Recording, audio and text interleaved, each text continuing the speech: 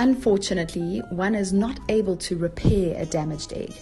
Women are born with a certain number of normal eggs versus abnormal eggs. It is normal for us to have some abnormal eggs in our ovary.